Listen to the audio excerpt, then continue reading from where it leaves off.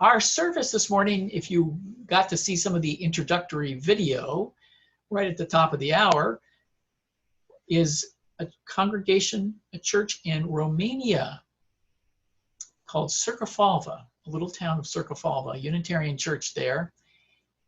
And we have many partner churches around the globe, and we invited originally Reverend Roger Bertschausen to come be our weekend presenter and talk to us about partner church in a whole weekend program, which we can't do. But he was willing to come and speak with us on Sunday, so we helped him join us for that purpose. Roger is the executive director of the Unitarian Universalist Partner Church Council, and it's a position that he has held since 2016. Previously, he served as the minister of Fox Valley Unitarian Universalist Fellowship in Appleton, Wisconsin, and he was there for 25 years. In May of 2018, he was named Minister Emeritus of that congregation. In Appleton, he co-founded Toward Community, Unity, and Diversity, Common Ground. It's an interfaith clergy group dedicated to improving the health of the community. And he did a lot of other things in his bio, but we'll just start with that. He's married to Amy Bertschausen, a minister in the Christian Church of the Disciples of Christ. They live in St. Louis, Missouri, and Roger's hobbies include backpacking, running, owning an NFL team, pretty impressive. He, along with a few others, own the Green Bay Packers. And he avidly follows the St. Louis Cardinals baseball team. Hopefully they'll be able to play this year, or without any fans, I don't know. And he collects interesting bottles of whiskey. You can ask him about that after the service. And enjoys the serenity of a Michigan farmhouse on land Amy's family has farmed for the last 150 years. So we like to start our service with a bell, which I will ring.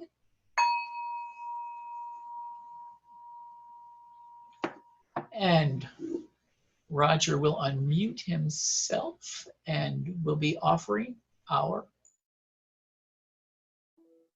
Good morning and welcome. Thanks for having me here. My opening words today come from Dr. Martin Luther King Jr. These are some words in our hymnal.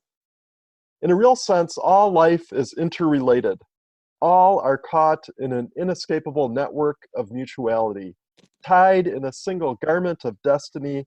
Whatever affects one directly affects all indirectly. And partnership with an overseas UU congregation, such as your congregation has with Circofalva in Transylvania, is such a wonderful way to embody this idea, this truth, that we are all related.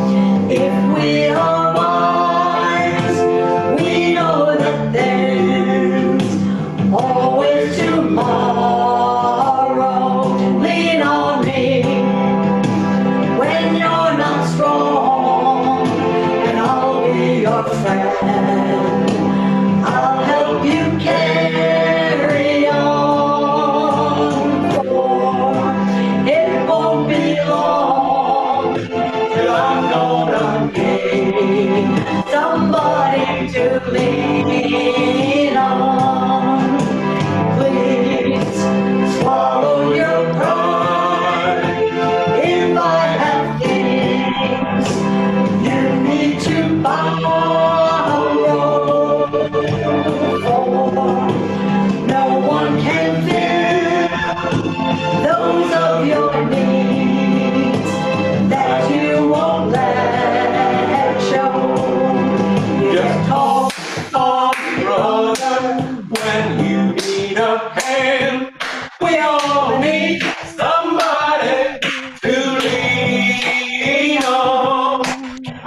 might have a problem that you'll understand. We all need somebody to lean on. Lean on me when you're not strong, And I'll be your friend. I'll help you carry on. oh, It won't be long till I'm gonna need somebody to lean on. Just call me brother when you need a hand.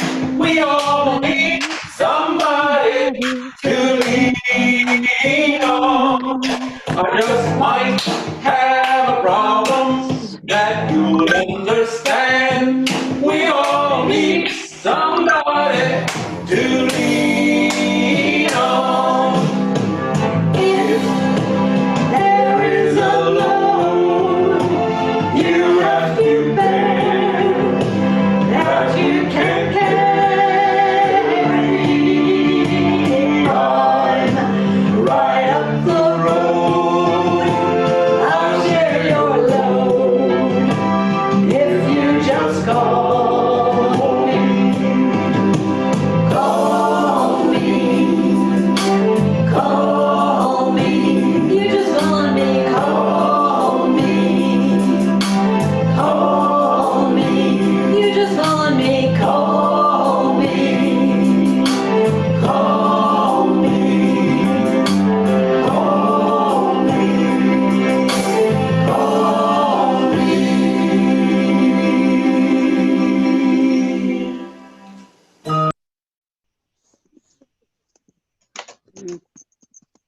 92. All right. This is the time that we like to light our chalice in our service. If you have a chalice at home that you would like to light, we encourage you to pull that out now.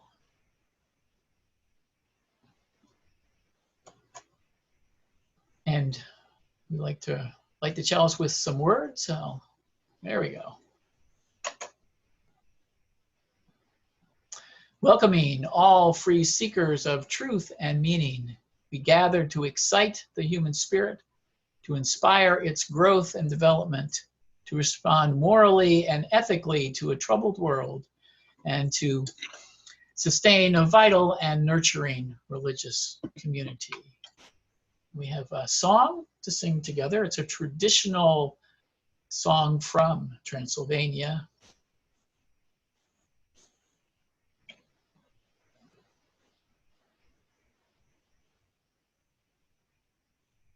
That Chris and Randy will lead for us.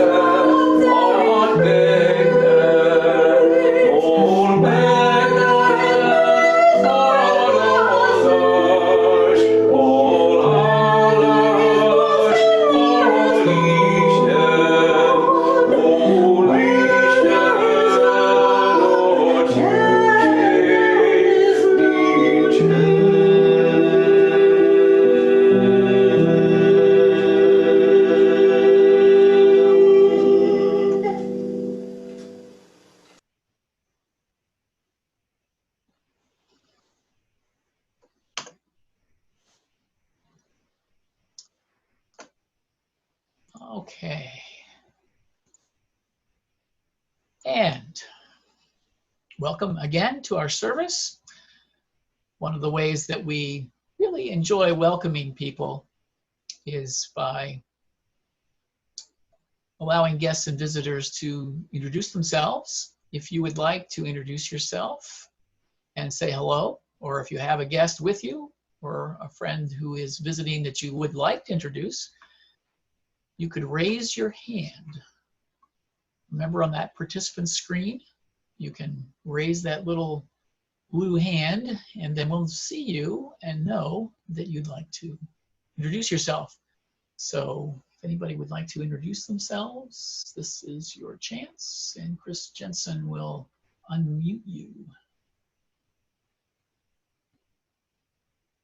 And doesn't look like we have any visitors who want to introduce themselves, which is fine. If you'd like to learn more about our congregation, you can find one of the membership people or fill out that membership form that's in the chat. Follow that link and we'll be able to get a hold of you that way.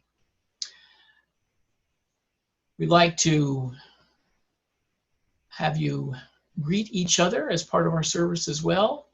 In the Zoom world, the way we do that is through breakout rooms. I think this morning, let's have 9 breakout rooms, and we'll send 10. We'll do 10 breakout rooms. Send people off to say hello to each other.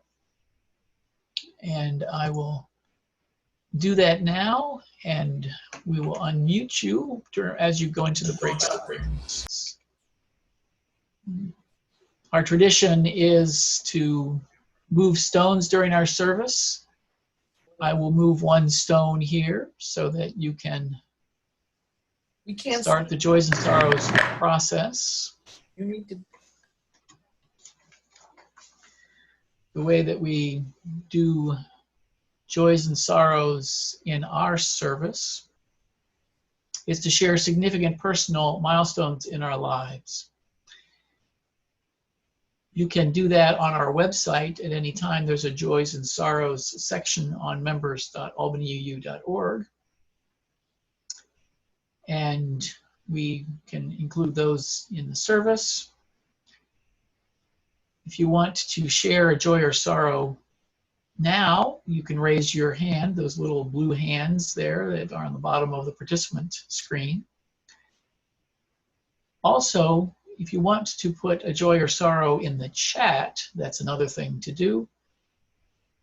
If you'd like that to be read aloud, put read aloud at the beginning of the message so that Sharon, who is our PCA who's going to be doing the chat joys and sorrows, will know to be able to read it. Because not all the chat things are appropriate to be read aloud. So, let's see. We have hands raised. Chris, I'm going to turn it over to you to do that, and I'm going to unspotlight myself. All right. So first up is Bob Franklin. Go ahead, Bob. Hi, everybody. Hi, everyone. My cousin Marty from Sarasota died suddenly last Sunday. She had had heart difficulties. Fortunately, we were down in early March to visit and got to see her. And then something happened and she passed away. So we're very sorry about that. Right. Thank you. Okay. Barb is next. I'm not sure which Barb, but go ahead. You're unmuted. Barb Matz. Some of you know my former sister-in-law, my sons Mike and Greg's aunt, Fran, died on April the 10th of COVID-19. It was very sad. She was a wonderful lady. I was in her wedding. She was in our wedding.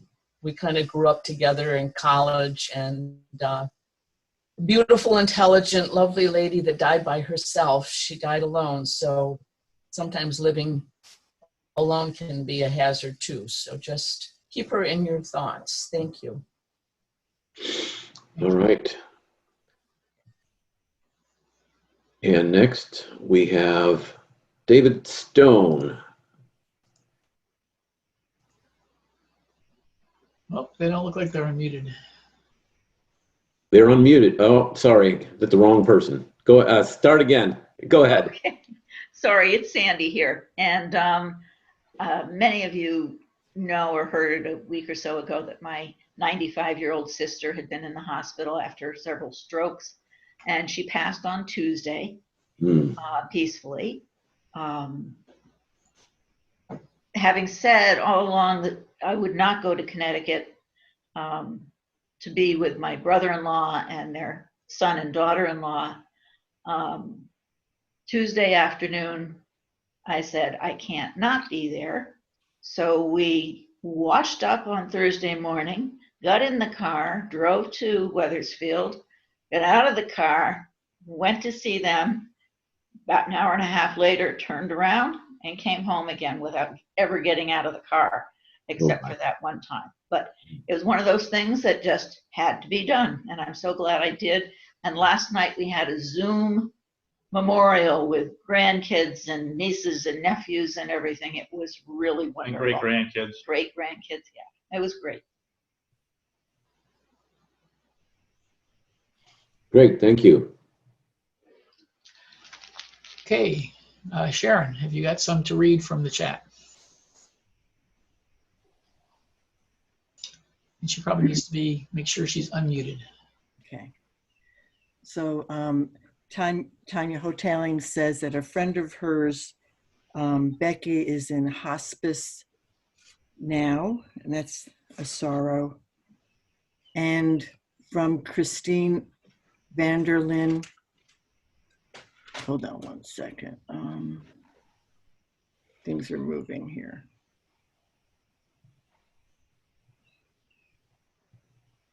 That her husband's uncle, Alan Hoyt's, he's a great uncle, passed away from COVID-19, and that they will miss him. From Anne-Marie Haber, her aunt, Marianne Haber Kelly Decker, has died of COVID-19 this week.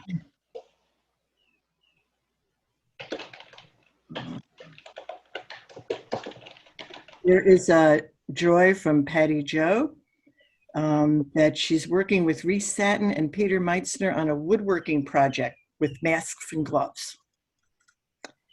And from Darnell, a joy that she has known several people with the virus who have recovered. And that is the end. Thank you.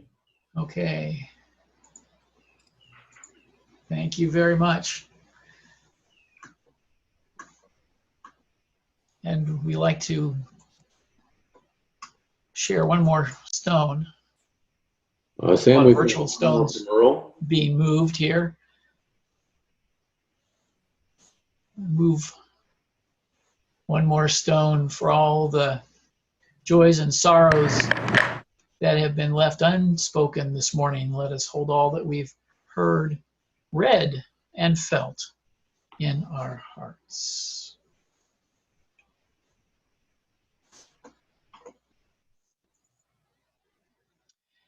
And I have a spoken meditation for you. This comes from the Reverend Sarah Lawal. It's titled "The Humanity, Bravery, and Goodness Calling Us Forth." And I encourage us to turn inward to receive these words. Spirit of life and love, we are called together by love, a love deep enough to hold our joys and sorrows, our pain and loss, our doubts and fears. A love strong enough to steady us in the thresholds of life, awaiting the next blessing. May we find the courage to persevere in the storm, to see the holy and the broken, to stay present to life. When the pull to disappear takes hold, with all its harsh realities, may we conjure up that fierce love to bring our hopeful vision into being, discovering the humanity, bravery, and goodness still calling us forth. May we breathe into that story and make it come alive. May we be vessels of comfort and compassion. May we be vessels of peace and justice. May we be vessels of hope and healing in the name of all that is holy. May love prevail. Let us take these thoughts into our own time of reflection and prayer. This morning, our silent meditation is clouds.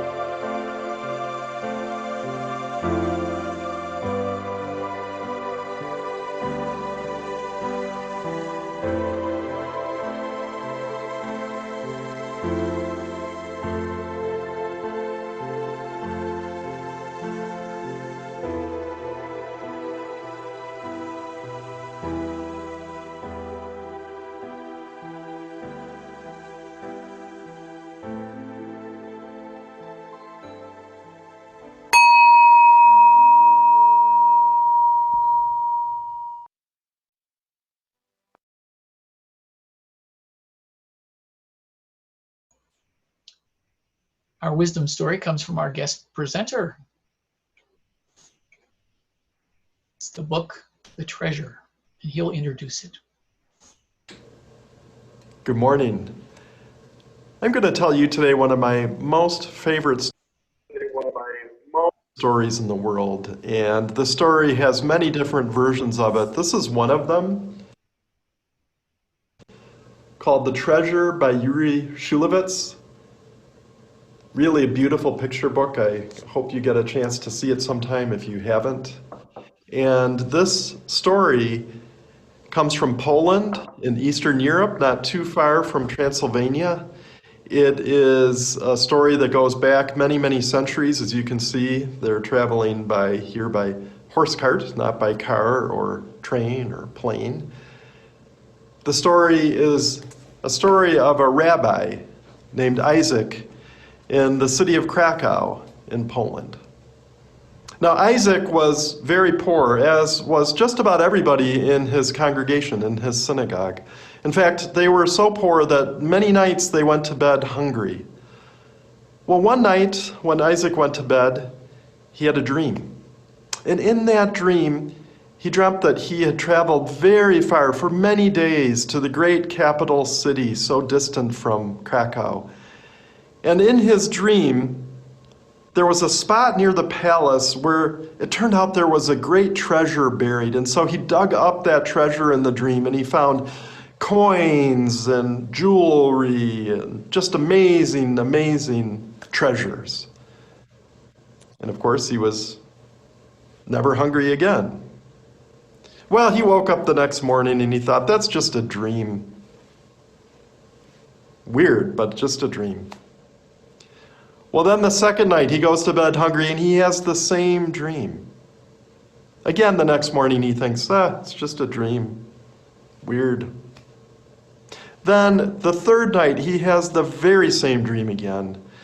And when he wakes up the next morning, he decides, I better go to the capital city and just make sure there's nothing to this dream.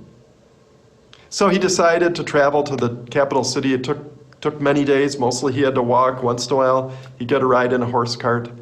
He had to walk across fields and through woods and over mountains. And after several days, he finally got to the capital city. He went to the palace, to that spot where the treasure was buried in his dream. But alas, it turned out that there were guards right over that spot because it was next to the palace. Well, he decided the guards can't be there all day and night, so I'll wait until they're not there. But in fact, there were guards there all day and all night. They'd have a shift change, but the next group would be right there. Well, he still waited and waited, hoped and hoped for a break. It never came. Finally, the captain of the guards one day said to him, "Old man, why do you come here every day with your shovel? What are you looking for? Why are you here?" So Isaac explained his dream. He explained he had it 3 times, and he explained that he finally thought he better come and check it out. Well, the captain of the guards just laughed at him and shook his head, and he said, "Oh, old man, why, if I chased dreams, I would have gone to Krakow, to this rabbi named Isaac's house, and there found a treasure underneath his stove. That's a dream I've had, but I don't chase dreams. That's ridiculous." Well, Isaac bowed, thanked the captain of the guards for that story, picked up his shovel, and started home. Again, it took many days. He had to travel through woods and over mountains and across fields. Mostly he walked, but once in a while he'd get a ride in a horse cart. And I bet you can guess what he did when he got back to his modest home. He had his shovel and he started shoveling around that stove. And sure enough, he found the most amazing treasure the world had ever seen. It had coins, it had jewels, it had necklaces, it had all sorts of bright, amazing, beautiful objects. Isaac was never hungry again. In fact, no one in his synagogue, no one around him was hungry again because he shared all of this bounty that he discovered. And with some of the money, he built a new synagogue, a new house of worship, and in the main space where they worshiped, on the side, he put an inscription which said, "Sometimes one must travel far to find what is near." Sometimes one must travel far to find what is near. That's what Isaac discovered in this journey. That's what I've discovered in the partner church relationships like your church has with Transylvania. I find in my journey, both physically but also virtually through email, I find that as I've gotten to know partners that I've had in Transylvania and in the Philippines, that I learned a lot. And I didn't just learn about them, I also learned about myself. I learned things about me and what I believe in the world from my partners on the other side of the world. That is the beauty of partnership. Sometimes one must travel far to find what is near.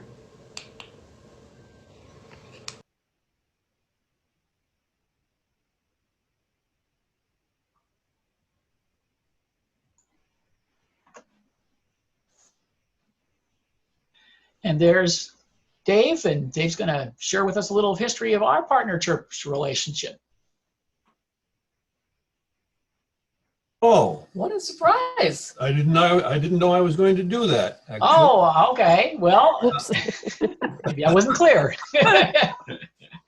But it has been very successful, I think, over the years. It's now 25 or 30 years since we first got our partnership relationship.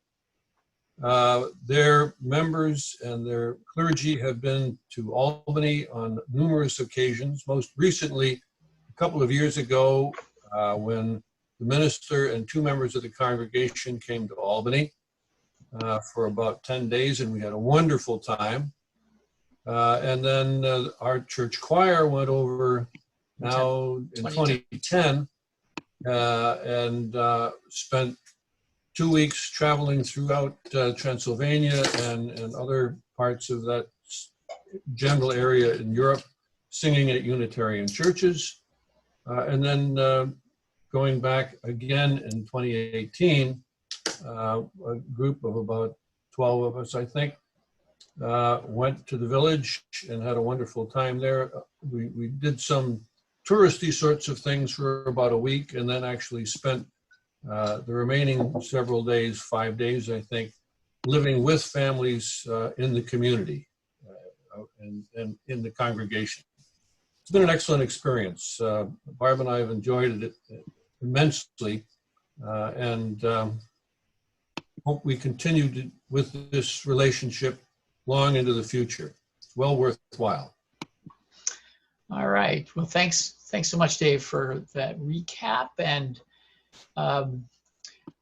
Roger Bertschausen has an introduction for us for a video that we wanted to share with you about another congregation's relationship with their partner church. Do you want to? Yeah, let me say a couple let me words. stop the video there. And Roger, do you want to say a few words? Yeah, thank you so much, Sam. And thanks, Dave, for the overview of the partnership. I wanted to share this video because I think it's an amazing testament to a partnership. So the partnership is between Beacon UU Congregation in Summit, New Jersey, and Barot in Transylvania. And this video was actually created by the partners in Barot. Go ahead, Sam.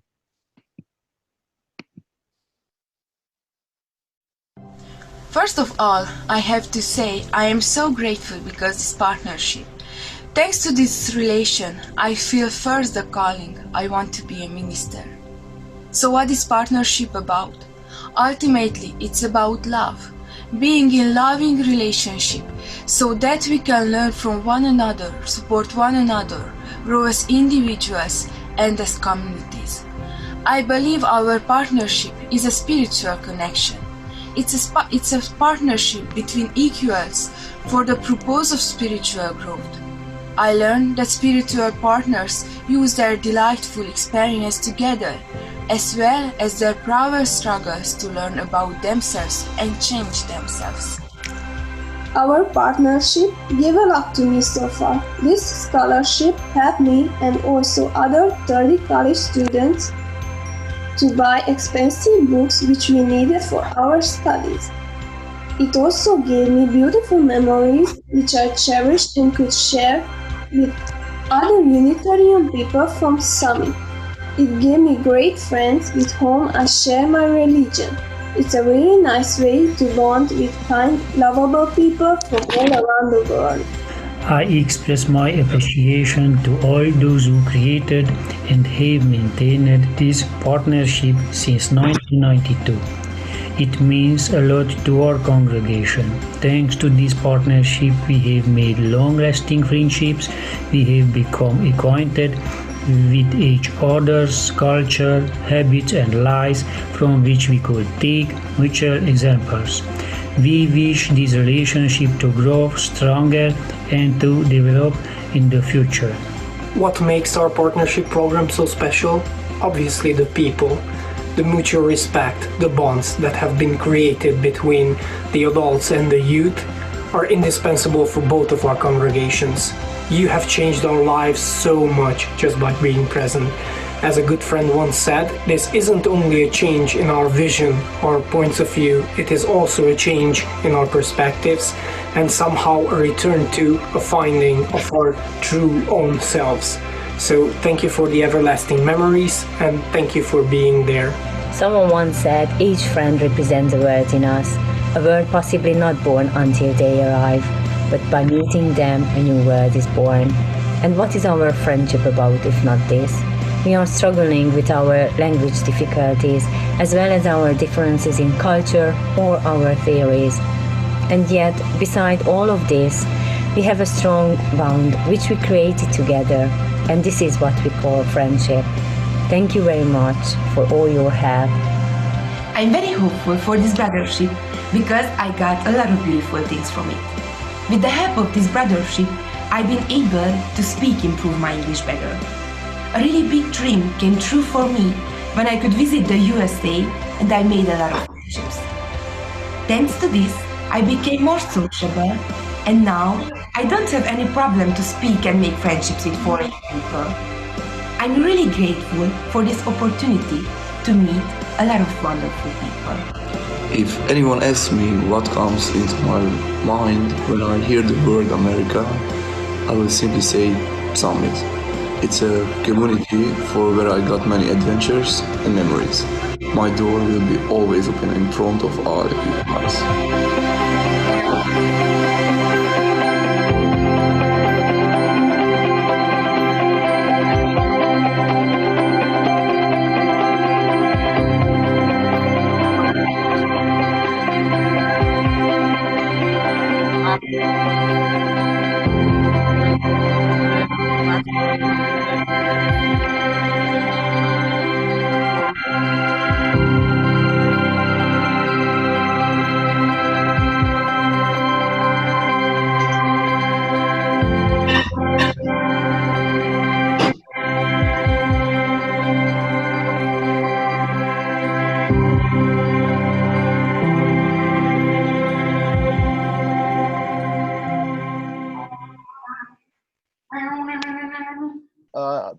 I think Tammy said the video gives you chills. It does for me every single time.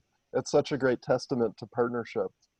I want to say how grateful I am to all of you for having me join you today. It's a huge disappointment not to be there in person. I was looking forward to meeting you all, seeing your beautiful new building, but this is better than not having any connection this weekend. So I'm grateful to Sam and to all of you. Grateful to Dave and everyone who's dug in over the years to make the partnership what it is. Thank you so much.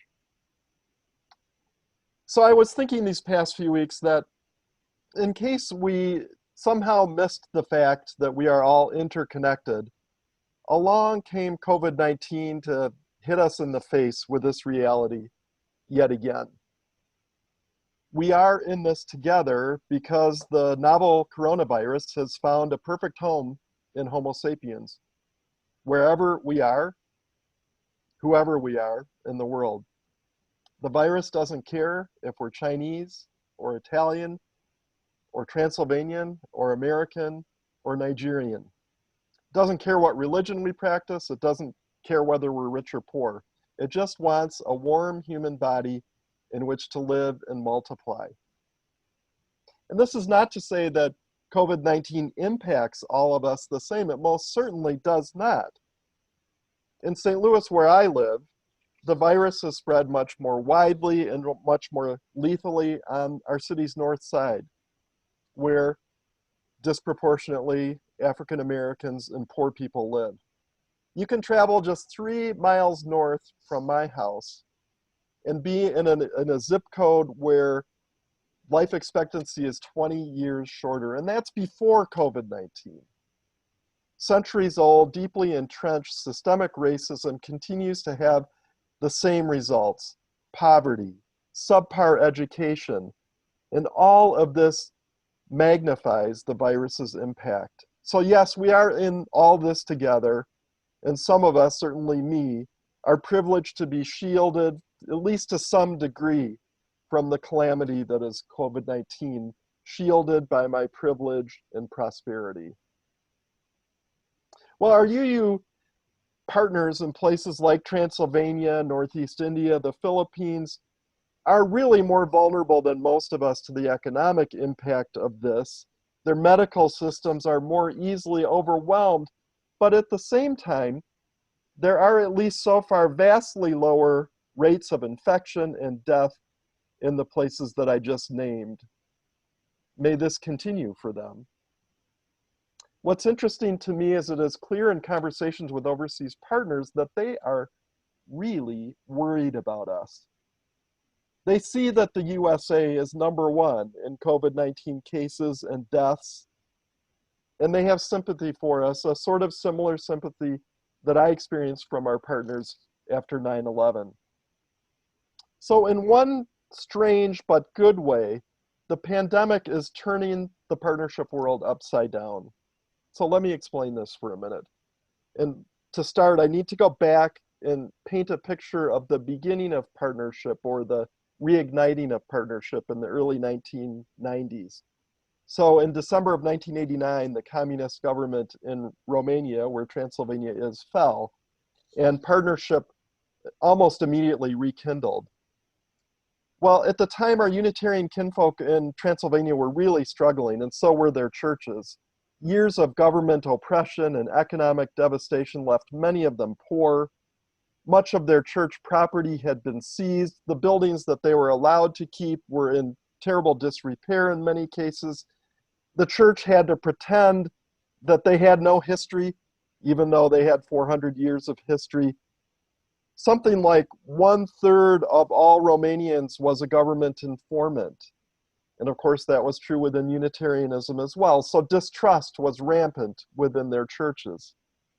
Well, into this difficult scene charged American and Canadian Unitarian Universalists, and we rode to the rescue with hearts full of compassion and usually with our wallets pretty wide open.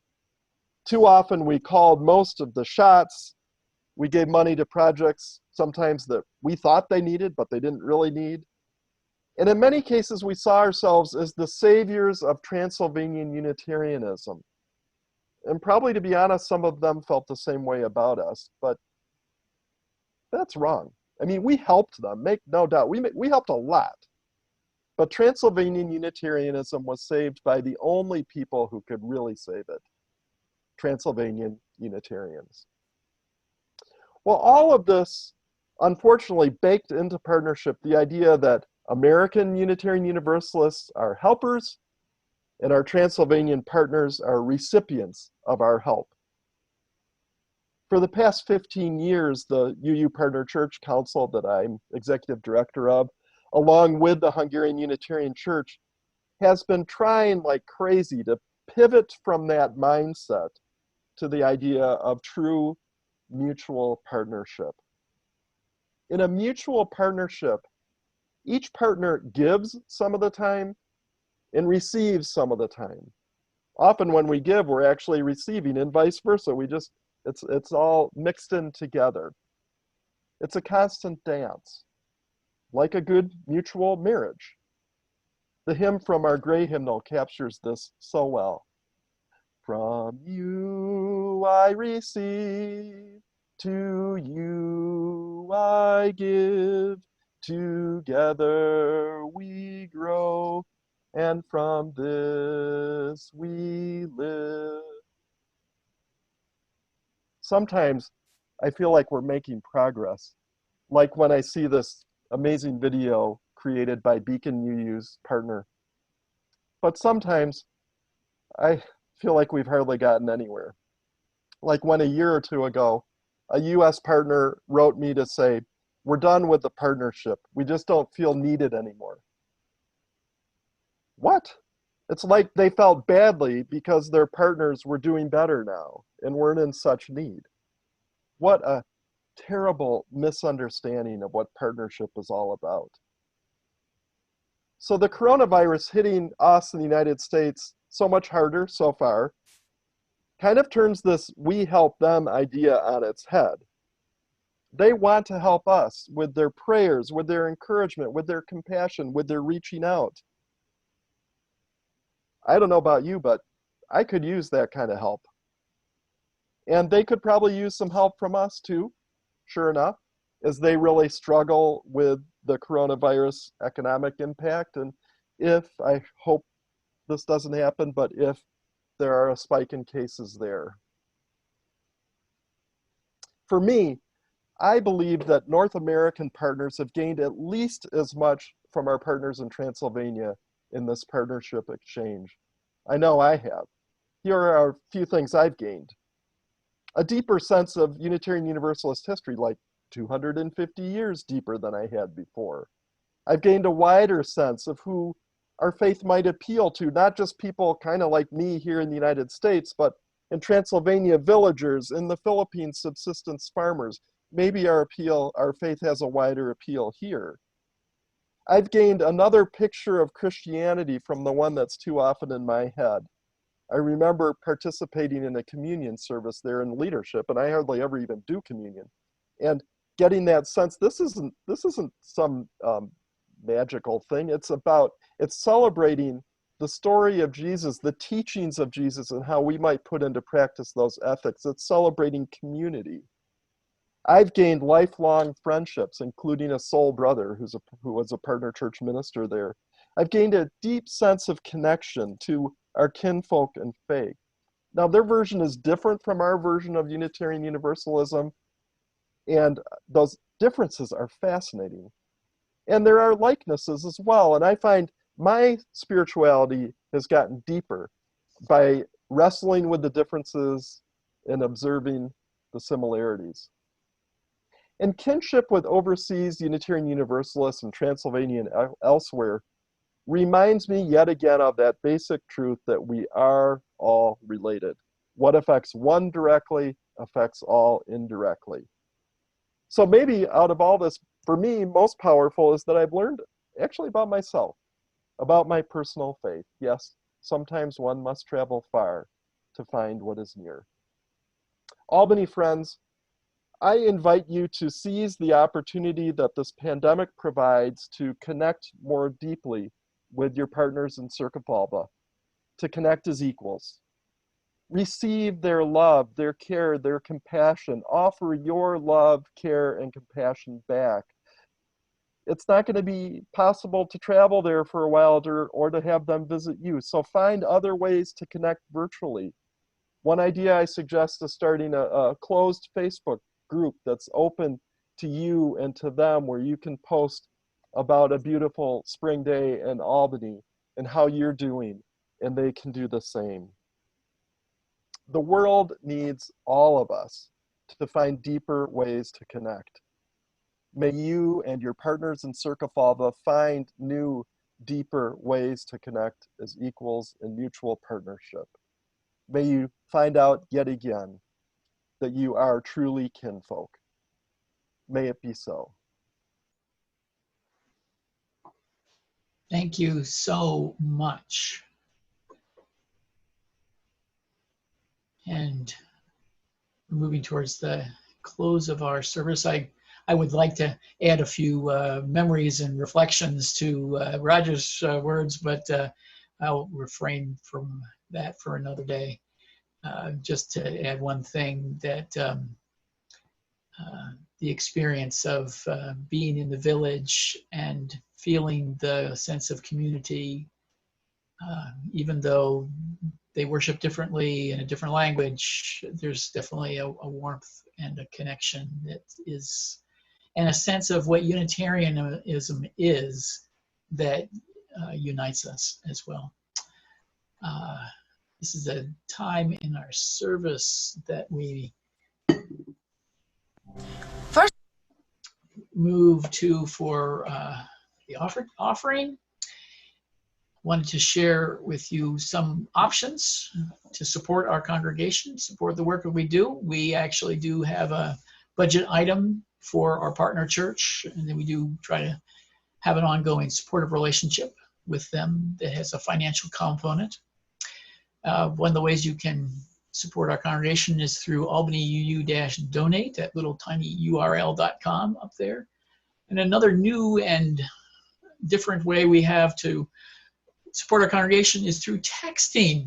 I hadn't realized how convenient and easy this is till I did it. The first time you have to enter some information on a website, but after that, anytime you text to this telephone number, this is the Albany UU's telephone number to support us, the money will just automatically go there, and you text it and they says thank you. If you just text a number, let's say you text 20, that would send $20 to the collection plate. Another way, we have 3 things set up. If you want to put some money for Focus Food Pantry, you can put in 10 for that, or whatever amount you want. And then let's say you wanted to catch up on a pledge gift, you can also pledge some money as well with these either blank or Focus or pledge. And we have a wonderful song that I believe Randy is going to say a few words about. And Randy, do you want to say something about this? I do. Am I unmuted? Yes, you are. Wonderful. So actually, I wanted to talk about the music today in general, if I could. In the beginning, behind the slides, we had the Brahms Hungarian Dance number 5. Now, I just wanted to talk about that. While playing music in a tavern one evening, Johannes Brahms met Edward Remenier, a famous Hungarian gypsy violinist, and he taught him all about gypsy music and Hungarian dances called csardas. And this is how Brahms got involved. He used the rhythms and the melodies of this music as his inspiration to the 21 Hungarian dances that he wrote. And perhaps the one that we used earlier was the most famous that people are familiar with. The second piece of music we chose today was Lean on Me. Now, that was chosen for a couple reasons. Number one, because Bill Withers just passed on March 30th, and that was very, sad. A lot of us have a real connection to that song. But in general, it's also a perfect song to describe a partnership such as Roger was talking about, how we lean on and support each other. Now, the first hymn that we did, Sheke Aldash, as you mentioned, is based on a Transylvanian folk song. This gorgeous haunting piece weaves the Hungarian and the English languages and their typical melodies together to connect us to faith and to the mystery overall. Even if you don't believe in God per se, there is a connection. Now, the next piece we are doing is a little bit different. I didn't know what we should do today, so I finally decided I was going to reach out to Bob Franklin, one of our long-term members and a person who loves to write lyrics and parodies from familiar songs, but with words that are typical to the theme or very particularly relevant to the theme. And that's what he did for today. Now, he will tell you that I was involved with writing the lyrics, but he still was the spearheader and the one who did most of them. So what I'd like you to do now is to listen very closely, and you will hear a musical description of our relationship and many activities that we have done with our partner church in Circlefalva. Please enjoy this.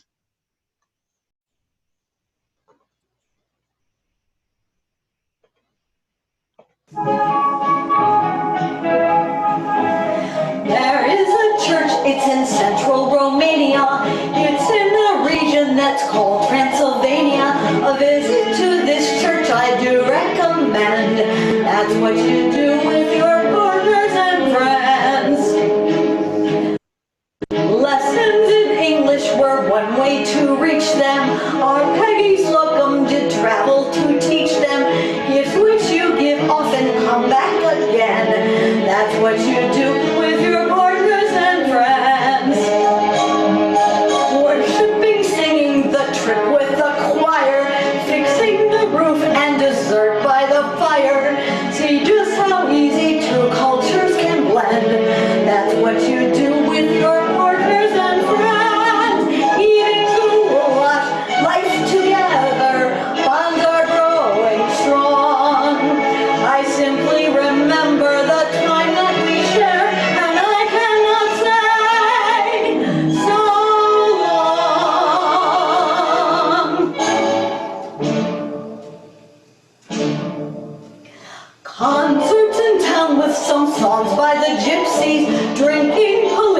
but we shouldn't get tipsy. Maybe just one more, I guess that depends. That's what you do with your partners and friends. Supporting our partners, a fuse of consensus.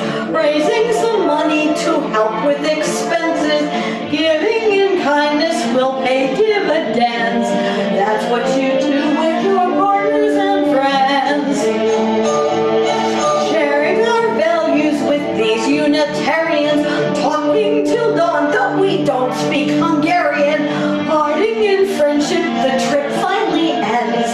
That's what you do with your partners and friends.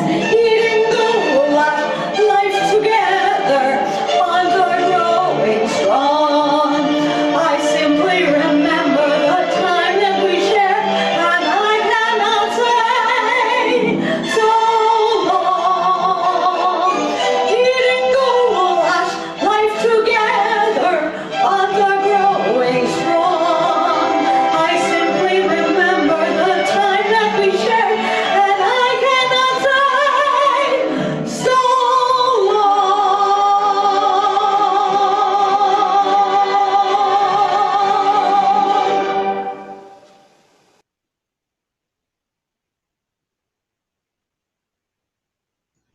That was great, Randy. Thank you so much. I am reminded of eating goulash there, and they do make really good goulash. Let us extinguish our chalice with the words, "We extinguish this flame, but not the light of truth, the warmth of community, or the fire of commitment. These we carry in our hearts until we are together again."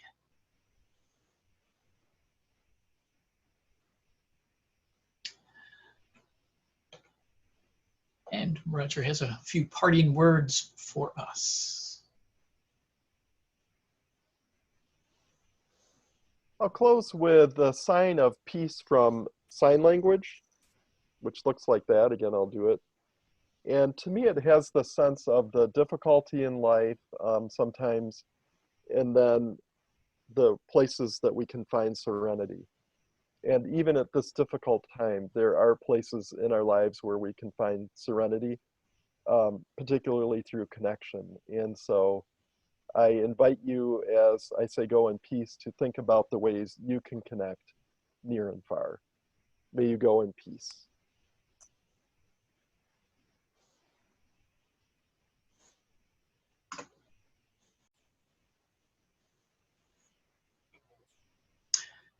And our last song is "Building Bridges," and we'll do it as a round.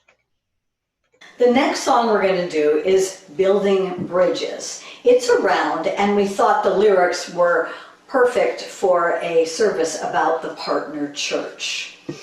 Chris and I are going to sing it together once, all the way through, and then Chris is going to start with part 1.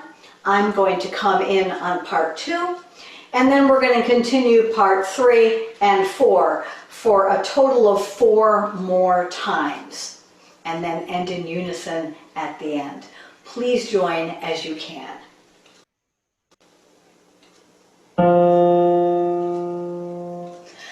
Building bridges between our divisions. I reach out to you, will you reach out to me? With all of our voices and all of our visions, friends, we could make such sweet harmony. Building bridges between our divisions. I reach out to you, will you reach out to me? With all of our voices and all of our visions, with all of our voices and all of our visions, friends, we could make such between our divisions. I reach out to you, will you reach out to me? With all of our voices and all of our visions, with all of our voices and all of our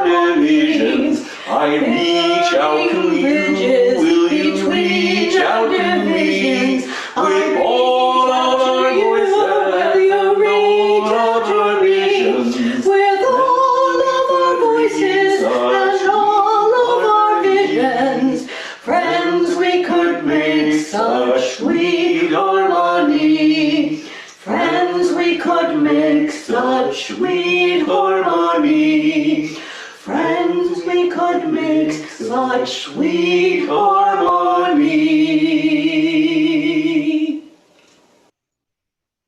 All right, that concludes our service, but we do have an announcement that comes from the Social Responsibilities Council, and I encourage your attention to Michael Bronstein, who will share it with us.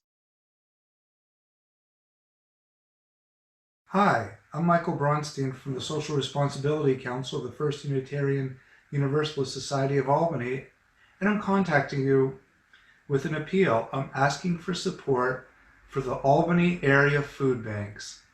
We are living in a period of record poverty not seen in many years, and a lot of people right here in Albany are going hungry. We all know helping feed the hungry is not only a biblical imperative, but is also one of the oldest aspects of human nature. The idea of sharing has been in every religion or organizing document of society from the first of civilization up to the Magna Carta and the U.S. Constitution and our own U.S. tax code. We all know the story of a speech made by a great biblical leader in the Middle East who convinced his followers to help him feed a crowd of 4,000 and later a crowd of 5,000. I'm not asking you to debate whether he created the food out of thin air or whether he created the food by getting his followers to share following the example he set. What I'm asking you to do is help people in Albany who need help today. In Albany, the area, the need is so great that the food banks are stretched to the limits. Albany UU wants to help, and we've come up with a plan that maximizes the benefit to those most in need. Many of us are in the position to take advantage of a once-in-a-lifetime opportunity. We are receiving a financial windfall in the form of a federal economic stimulus payout, one that we didn't need, at least not in the same way a starving person does. We're asking, if you're able, to take some of that extra money and donate it directly to a local food bank. The Social Responsibility Council did our research and found 4 organizations that are doing great work right now and can convert cash into services, and almost all the money goes into helping the community. We chose Joseph House, Capital City Rescue Mission, Feed Albany, the Regional Food Bank of Northeastern New York, the Sister Marian Joyce Center, and the U.S. Committee for Refugees and Immigrants Albany Neighbor Relief Fund. You can find the links on the website for Albany UU and on your screen below. If you send, please shoot us a note letting us know what charity and the amount you sent. Thank you from myself, Michael Bronstein, the Social Responsibilities Council, and everyone at the First Unitarian Universalist Society of Albany.